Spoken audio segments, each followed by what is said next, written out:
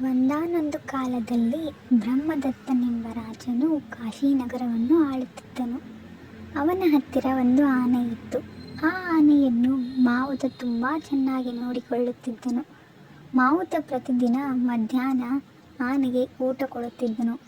ಆಗ ಅವನ ನಾಯಿಯು ಅಲ್ಲಿಗೆ ಬರುತ್ತಿತ್ತು. ಆನೆ ಜೊತೆಯಲ್ಲಿ ನಾಯಿಯೂ ಊಟ ಮಾಡುತ್ತಿತ್ತು. ಈ ರೀತಿ ಆನೆ ಮತ್ತು ನಾಯಿ ಇಬ್ಬರು ಬಹಳ ಬೇಗನೆ ಗೆಳೆಯರಾದರು. ಆನೆ ನಾಯಿಗಾಗಿ ಪ್ರತಿದಿನ ಕಾಯುತ್ತಿತ್ತು. ನಾಯಿ ಬರದಿದ್ದರೆ ಆನೆ ಊಟವನ್ನೇ ಮಾಡುತ್ತಿರಲಿಲ್ಲ. ನಾಯಿ ಆನೆಯ ಜೊತೆ ಆಟವಾಡುತ್ತಿತ್ತು. ಆನೆಯ ಸೊಂಡಿಲ ಮೇಲೆ ಕುಳಿತು ಉಯ್ಯಾಲೆ ಆಡುತ್ತಿತ್ತು. ಒಮ್ಮೆ ಮಾವುತನಿಗೆ ಹಣದ ಅವಶ್ಯಕತೆ ಉಂಟಾಯಿತು. ಆಗ ಆತ ತನ್ನ ನಾಯಿಯನ್ನು ಮಾರಿಬಿಟ್ಟನು. ನಾಯಿಗೆ ತುಂಬ ಬೇಸರವಾಯಿತು. ಅದು ಬೇರೆ ದಾರಿ ಕಾಣದೆ ದುಃಖದಿಂದ ಹೊಸ ಮನೆಗೆ ಹೋಯಿತು. ಗೆಳೆಯನನ್ನು ಕಾಣದ ಆನೆ ಊಟ ಮಾಡುವುದನ್ನು ಬಿಟ್ಟಿತು. ಸ್ನಾನಕ್ಕೂ ಹೋಗುತ್ತಿರಲಿಲ್ಲ. ಯಾವಾಗಲೂ ದುಃಖದಿಂದ ಇರುತ್ತಿತ್ತು. ಆನೆಯು ಊಟ ತಿನ್ನುತ್ತಿಲ್ಲ ಎಂಬ ವಿಷಯ ರಾಜನಿಗೆ ಗೊತ್ತಾಯಿತು.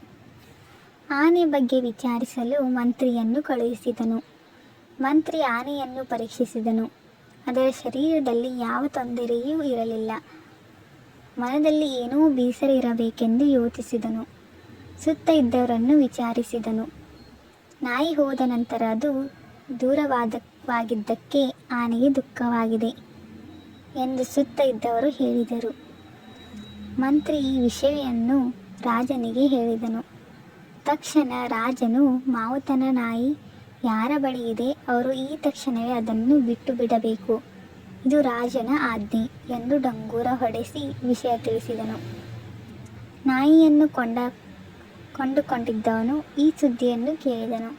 ಆ ತಕ್ಷಣವೇ ದಾರವನ್ನು ಬಿಚ್ಚಿ ನಾಯಿಯನ್ನು ಬಿಟ್ಟನು.